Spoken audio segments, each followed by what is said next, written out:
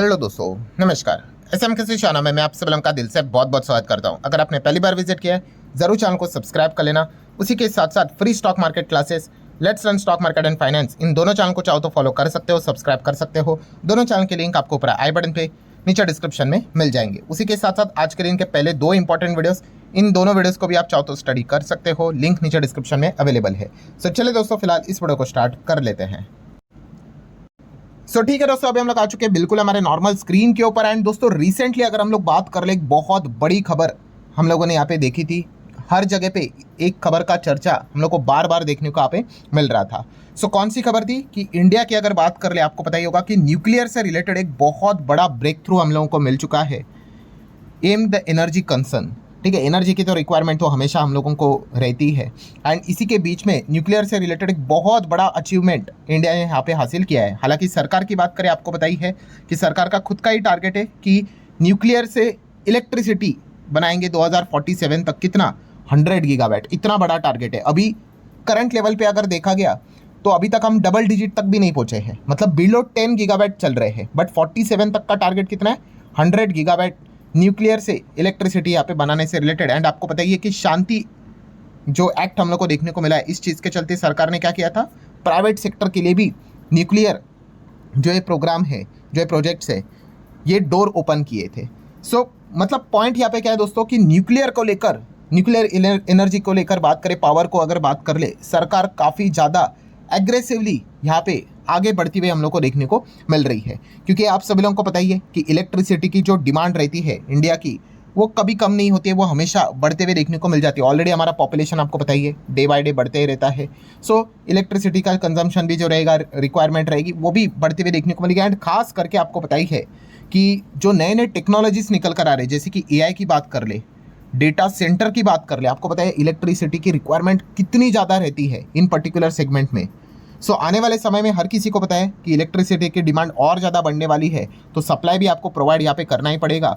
And इसी चीज़ के चलते दोस्तों, इसकी पूर्तता करने के लिए सरकार क्या कर रही है, न्यूक्लियर सेगमेंट से रिलेटेड इलेक्ट्रिसिटी के ऊपर बहुत ज़्यादा फोकस यहाँ पे दे रही है।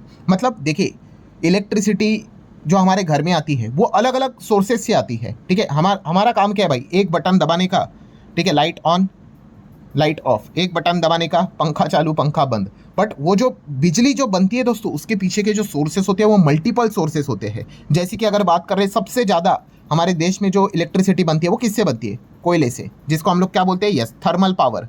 थर्मल पावर से आज भी अगर देखेंगे तो 60% से ज़्यादा देश की जो इलेक्ट्रिसिटी है वो कोयले से ही, कोयला जलाकर, नेचुरल गैस की बात कर ले, ऑयल की बात कर ले, उनसे इलेक्ट्रिसिटी यहाँ पे बनती है। बट इसमें प्रॉब्लम क्या पता है? यस, बहुत ज़्यादा पोल्यूशन होता है, बहुत ज़्यादा पोल्यूशन। ऊपर से अगर देखा गया, बहुत सारा कोयला हमें बाहर से इंपोर्ट भी करवाना पड़ता है, तो पैसे देने पड़ते हैं। अगेन डॉलर से रिलेटेड रिक्वायरमेंट, तो दिक्कतें तो बहुत ज़्यादा यहाँ पे होती हैं। देन अगर देखा गया तो हाइड्रो मतलब तेज़ पानी से यहाँ पे क्या किया जाता है, तेज़ पानी के प्रभाव से यहाँ पे इलेक्ट्रिसिटी जनरेट यहाँ पे की जाती है, ठीक है। इससे रिलेटेड भी बिजली होती है। देन अगर बात कर रहे हैं सोलार से रिलेटेड भी सूरज की किरणें के चलते यहाँ पे इलेक्ट्रिसिटी मिलती है। बट यहाँ पे माइनस पॉइंट क्या है कि सूरज थोड़ी ना रात में रहता है, वो तो सुबह रहेगा। हर एक चीज़ की लिमिटेशन है। देन विंड पावर की बात कर ले, अगर जोर से हवाएं अगर आएंगी तो ही जाके ये घूमेगा और अच्छा खासा पावर जनरेट होगा। अगर हवाएं नहीं आएगी तो पावर जनरेट कैसे होगी? ये बहुत कुछ नेगेटिव पॉइंट्स देखने को मिल जाते हैं। देन उसी के साथ साथ बायोमास सोर्सेज के जरिए भी इलेक्ट्रिसिटी यहाँ पे जनरेट की जाती है। बट अभी मैंने आप लोगों को अब क्या बताया कि सबसे ज़बरदस्त इलेक्ट्रिसिटी कौन सी रहती है, कि आप न्यूक्लियर से अगर आप इलेक्ट्रिसिटी बनाओगे इसके बहुत कुछ फ़ायदे, एडवांटेजेस हम लोग को देखने को यहाँ पे मिल जाती है। सबसे बड़ा एडवांटेजेस कौन सा होता है दोस्तों? सेल्फ रिलायंस, ठीक है। सेल्फ रिलायंस मतलब यस, आपको किसी के ऊपर निर्भर रहने की ज़रूरत नहीं होती है। बट यहाँ पे भी कंडीशन है। कैसे? अगर आपको न्यूक्लियर से पावर यहाँ पे जनरेट करना है, न्यूक्लियर में तो आपको पता ही है यूरेनियम की रिक्वायरमेंट पड़ती है। हमारे इधर तो यूरेनियम उतना है नहीं, तो वो मंगाना पड़ता है। बट हम सभी लोगों को पता है रिसेंटली ही जो सबसे बड़ा हम लोगों का जो अचीवमेंट यहाँ पे था, थोरियम के चलते भी हम यहाँ पे क्या कर सकते हैं, हमारे जो ये रिक्वायरमेंट है इलेक्ट्रिसिटी का, उसका पूरा यहाँ पे कर सकते हैं। अभी उस टॉपिक के ऊपर मैं आऊँगा। मतलब पॉइंट क्या है दोस्तों, न्यूक्लियर से रिलेटेड अगर हम लोग बिजली बनाने से रिलेटेड जो भी ओवरऑल इकोसिस्टम जो हमें चाहिए, उसमें अगर हम लोग प्रगत हो गए, वो अगर हम लोगों ने हासिल कर लिया, 24/7 इलेक्ट्रिसिटी हम बना पाएंगे। एंड कोई पोल्यूशन भी नहीं उतना, कोई दिक्कत की बात नहीं। और जैसे अभी मैंने आपको क्या बताया कि सेल्फ डिपेंडेंट हम लोग यहाँ पे हो जाएंगे। तो इसीलिए सरकार न्यूक्लियर को लेकर वहाँ से जो एनर्जी है उसके ऊपर काफ़ी ज़्यादा जोर यहाँ पे दे रही है। और जैसे मैंने कहा कि डिमांड तो डे बाय डे इलेक्ट्रिसिटी की बढ़ ही रही है, अलग अलग जो सेक्टर्स जो नए देखने को मिल रहे हैं उस चीज़ के चलते। तो बॉटम लाइन क्या है कि न्यूक्लियर प्रोग्राम्स को भी आप क्या कर सकते हो, अच्छी तरीके से स्टडी कर सकते हो। न्यूक्लियर प्रोग्राम मतलब सिर्फ धमाके से रिलेटेड नहीं होता है, ये इलेक्ट्रिसिटी से रिलेटेड भी चीज़ें हम लोग को देखने को मिल जाती है। हाँ, अब इनमें रिस्क क्या होती है कि अगर आप इस सेगमेंट को स्टडी करने जाओगे तो इसमें सबसे बड़ा रिस्क होता है गवर्नमेंट कंट्रोल। यस, इस पर्टिकुलर चीज़ में भाई गवर्नमेंट का बहुत बड़ा कंट्रोल रहता है। जब चाहे सरकार कोई भी नियम कानून कायदे यहाँ पे बना सकती है, हटा सकती है, कभी भी बैंड बजा सकती है। मतलब ये एक लटकती हुई तलवार होती है। ये पॉइंट भी आप लोगों को अच्छी तरीके से पता है यहाँ पे होना चाहिए। वैसे पूरा इंटायर पावर सेक्टर ही सरकार के कंट्रोल में रहता है, ठीक है। तो ये कुछ पॉइंट्स आपको पता होना चाहिए। अभी हम क्या करेंगे दोस्तों, कुछ कंपनीज को यहाँ पे रीड करेंगे, ठीक है। आप चाहो तो इनको स्टडी कर सकते हो, ठीक है, जो कि क्या करते हैं, न्यूक्लियर से रिलेटेड अपना अच्छा खासा योगदान यहाँ पे देते हैं। तो शुरुआत करेंगे दोस्तों सबसे पहले किसके साथ, लार्सन एंड टुब्रो के साथ। यस, एलएनटी की अगर बात कर ले, इतना बड़ा प्रोजेक्ट रहेगा, एलएनटी का नाम ना हो ही नहीं सकता। एंड रिसेंटली हम लोगों ने देखा था, लार्सन एंड टुब्रो ने बताया भाई हम दुनिया भर के बहुत सारे काम करते हैं, किस चीज़ में हम नहीं है, हर चीज़ में है। हम न्यूक्लियर एनर्जी से रिलेटेड भी बिजनेस करते हैं। उसमें एलएनटी ने खुद बताया है कि जो न्यूक्लियर एनर्जी में वो काम करते हैं वहाँ पे वो एक्सपेक्ट करते हैं आने वाले 5 साल में जो कमाई है 3 गुना हो सकती है। इस लेवल पे वो काम करते हुए देखने को यहाँ पे मिल रहे हैं। और उन्होंने भी यही बात कही है कि ग्लोबल लेवल पे ज़बरदस्त डिमांड है, एआई डेटा सेंटर में काफ़ी ज़्यादा रिक्वायरमेंट है इलेक्ट्रिसिटी की। तो इसीलिए वो यहाँ पे क्या कर रहे हैं, इस पर्टिकुलर सेगमेंट में यहाँ पे ज़्यादा से ज़्यादा फोकस यहाँ पे दे रहे हैं। उन्होंने भी यही बात कही है, आप देख सकते हो। ये देखो, जैसे आपको बताया था ना, अभी करंटली हमारा कितना है न्यूक्लियर से रिलेटेड 8.8 गीगावाट इतना ही है, और सरकार का टारगेट कितना है 100 गीगावाट बाय 47, ठीक है। तो यहाँ तक जाने के लिए तो उन्होंने भी बताया कि हम भी सरकार के जो प्लान है उसको सपोर्ट करने की पूरी कोशिश यहाँ पे करेंगे। एंड रियलिस्टिकली उन्होंने बात कही कि 3 से 3.5 गुना हमारा न्यूक्लियर से रिलेटेड जो रेवेन्यू है आने वाले 5 साल में यहाँ पे बढ़ सकता है। इसके काफ़ी ज़्यादा चांसेस है। हालांकि उन्होंने ये भी कहा है कि depending on how quickly project are executed, ठीक है। ये सारी चीज़ें कंपनी के जो अभी के वीपी हम लोग को जो देखने को यहाँ पे मिल जाते हैं, उन्होंने सारी चीज़ें सामने यहाँ पे रखी हुई है। प्लस उन्होंने ये भी बताया कि ग्लोबल अपॉर्चुनिटीज़ भी अवेलेबल है 32 कंट्री में, वहाँ पे भी वो अपना न्यूक्लियर से रिलेटेड जो प्रोग्राम है उसको एक्सपांड करने की कोशिश यहाँ पे कर रहे हैं। एलएनटी इसमें ज़बरदस्त काम करते हुए देखने को मिल रहा है। बट अगेन सेम वही चीज़, एलएनटी सिर्फ न्यूक्लियर से रिलेटेड काम नहीं करता है, और दुनिया भर की सारी चीज़ों में है। आपको पता ही है, इंफ्रास्ट्रक्चर, डिफेंस, ठीक है, देन स्पेस, एरोस्पेस, कहाँ पे नहीं है एलएनटी, पूरा का पूरा कोई भी बात बोल दो भाई, हर जगह पे आपको एलएनटी देखने को मिल जाएगा।